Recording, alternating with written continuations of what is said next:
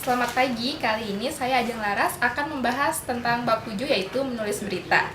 Koran atau surat kabar sesuai namanya, sebagian besar muatannya adalah berita. Lantas, tahukah Anda bahwa berita terbagi ke dalam beberapa jenis, yaitu diantaranya adalah sebagai berikut. Jenis berita yang pertama adalah straight news atau berita lempang, yaitu jenis berita yang melaporkan atau memaparkan suatu fakta peristiwa secara lugas, apa adanya, dan langsung. Penulisan straight news berpatokan pada unsur-unsur berita yang sudah sangat populer, yaitu 5W plus 1H. Keenam unsur tersebut yaitu who, what, when, where, why, dan how.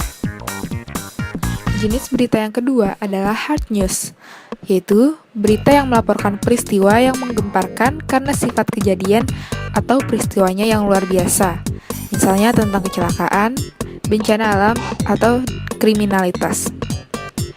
Di sisi lain, soft news atau berita ringan melaporkan kejadian atau peristiwa yang sebenarnya biasa saja, tetapi menarik untuk diketahui pembaca. Jenis berita yang ketiga adalah interpretative news, yaitu pengembangan lebih lanjut dari straight news atau soft news. Jenis berita ini tidak hanya menyajikan fakta atau peristiwa secara rinci, tetapi juga dilengkapi dengan penjelasan latar belakang. Yang keempat adalah human interest news, adalah berita yang lebih menonjolkan daya tarik manusiawi. Artinya, berita yang menyangkut sisi kehidupan orang yang menyentuh rasa. Jenis berita ini biasanya muncul dari straight news atau hard news yang sudah ditulis sebelumnya. Jenis berita yang kelima adalah investigative news atau berita investigasi. Merupakan jenis berita yang digarap secara serius melalui teknik investigasi untuk mengungkap sebuah peristiwa yang masih diselimuti misteri. Yang keenam adalah news feature.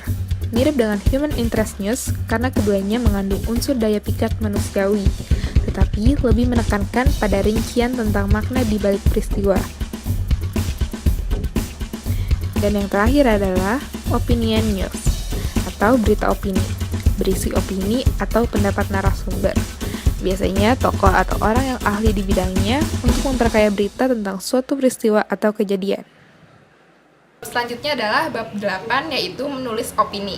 Surat kabar dan majalah umumnya menyediakan halaman khusus untuk mengakomodasi tulisan opini, disebut juga kolom opini. Disebut demikian karena umumnya tulisan opini hanya terdiri dari 1 atau 2 kolom saja secara ringkas.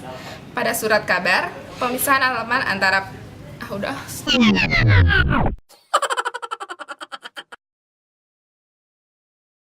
Opini bisa ditulis oleh redaksi media itu sendiri atau orang lain di luar media yang spesialis menulis kolom opini.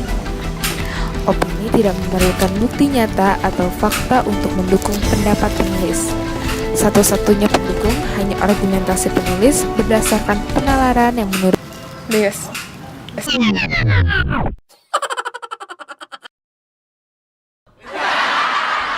Sekian materi bab 7 dan 8 yang telah saya berikan. Pembahasan selanjutnya akan disampaikan oleh teman saya yaitu Aisyah Nadia. Sampai jumpa.